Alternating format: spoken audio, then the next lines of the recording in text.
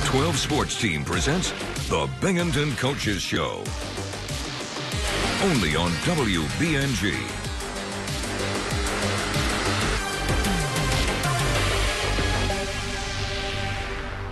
Good evening, and thank you once again for joining us tonight for the 12 Sports' special presentation of the Binghamton Bearcats Coaches Show. Over the next half hour, we will bring you an inside look at what's going on with the Bearcats and some of our one-on-one conversation with the Binghamton University coaches. It's going to be a jam-packed half hour of action, so let's get tipped off with a trip to the hardwood.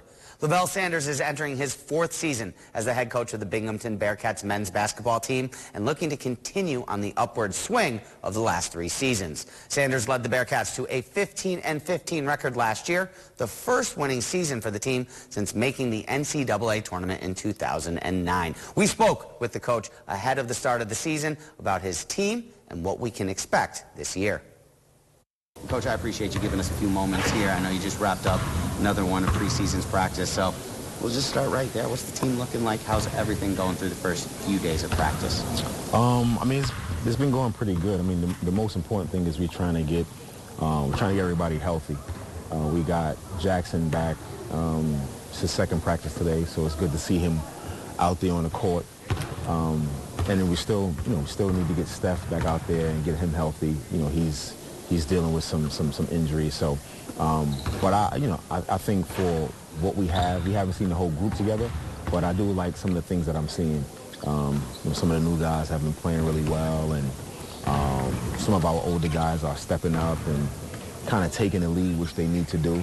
And so, once we get everybody, out there on the court and playing, I think then I can really tell what exactly we have.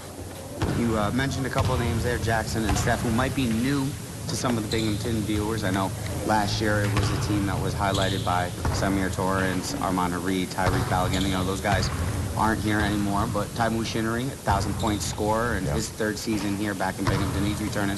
But who are some of these new guys that are going to fill up and bring some depth to the roster here? Yeah, I think, Jackson obviously is a guy coming from Stonehill who has a lot of experience and has played some good basketball. So we're expecting a lot out of Jackson.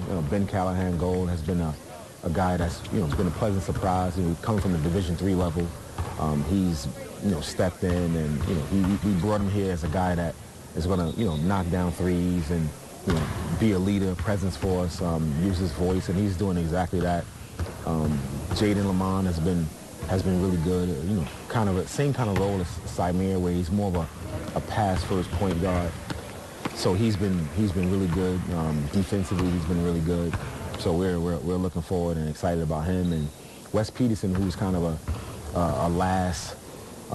the last guy we added to the team.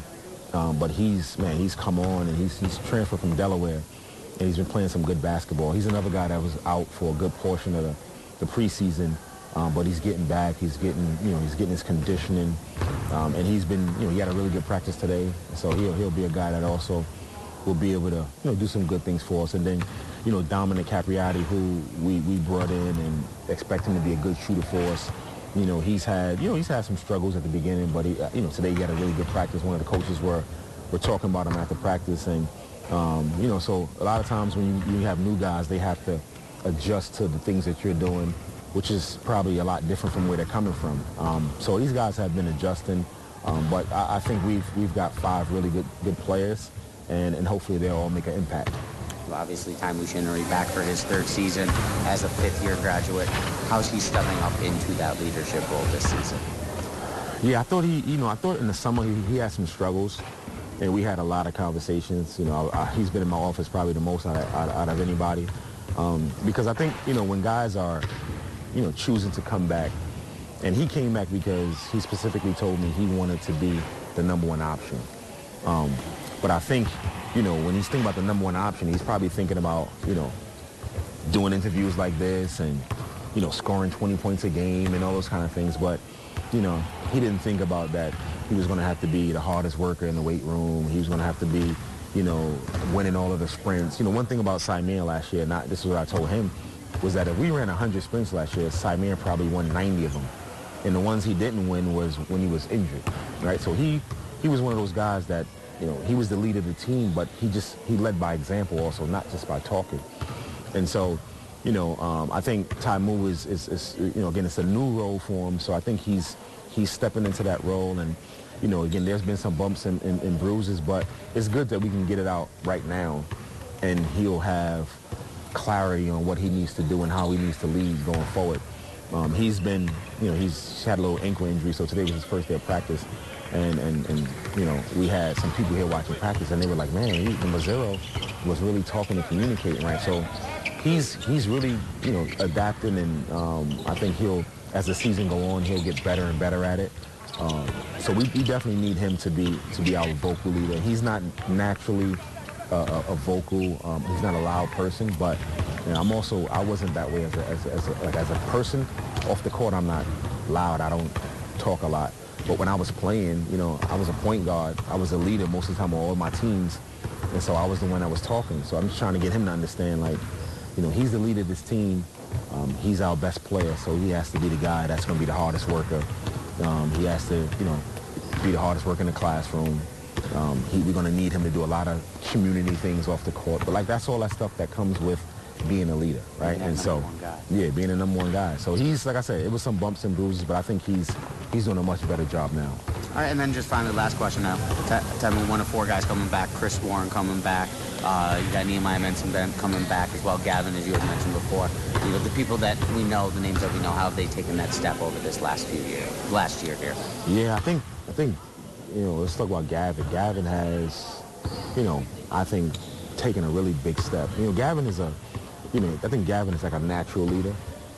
He's a guy that is not afraid to talk. Even as a freshman last year, he wasn't. He's one of the loudest guys on the team. I think he's really taking it. I think he's going to have a really good year. He plays so hard. And when you play hard, good things happen. Just trying to get him to understand, he has to play within a team concept.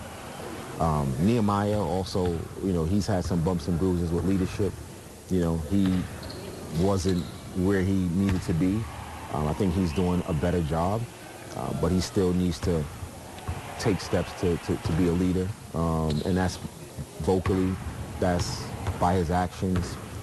So he needs some work. Chris, I thought, had a really good summer. I think over the last 2 weeks, I think he's taken some steps back, and I've vocalized that to him. And so he has to, get back on track in terms of just doing the things we need him to do. So those are, those are the returning guys that, but one guy we haven't mentioned is Evan Ash, who, had some glimpses last year, but he's probably has had the best summer and fall out of all of the players that we have. And, I expect a really, really good year out of him. He's so athletic. He's been, every day I'm leaving the office, he's in the gym working. His shot has improved. He's become more consistent. So I think he's going to be a pleasant surprise. I think he could be a guy like an X factor for us, like somebody that, nobody really knows what to expect, but he's super talented, and he has like the right mindset. All right, you mentioned what to expect. So last question, what can we expect on the court this year from the Bearcats? For us to play hard. We are one of those teams that I don't think we're going to be blowing teams out by 20 points. So, we're going to need to play as hard as we can, give all of our effort every time we're on the floor. Hopefully we can be exciting. We want to push the ball and get up and down the court. When teams miss or when we get a turnover, we have some athletes that can get out and be fun for the fans to watch. And so hopefully we can finally get that opportunity to have a playoff game here at the event center. So, our fans can enjoy that. Has been a while since that's happened, and that's one of the things that we always talk about. So look forward for an interesting, fun year. Unfortunately, we don't have a ton of home games this year. Just the way the schedule worked out, we got to return a few of those games that we played last year. We're going to play in the MT, which is away. So we don't have a ton of home games, but especially the non-conference. And, conference is conference, but we do have Longwood coming in. That's a pretty good team. So I'm looking forward to finally getting an opportunity to play against another team, which we'll do here pretty soon. So I'm looking forward to a fun year. You had mentioned some things that hadn't been done in a long time. One of those, a winning record. You got that done last year. As you improve your mark for the 3rd straight year, we look forward to seeing you doing that again for the 4th straight year. So we appreciate you giving us some time. We look forward to seeing you out on the court very shortly. We look forward to you guys staying with us here as we will return on the Binghamton Bearcats Coaches Show.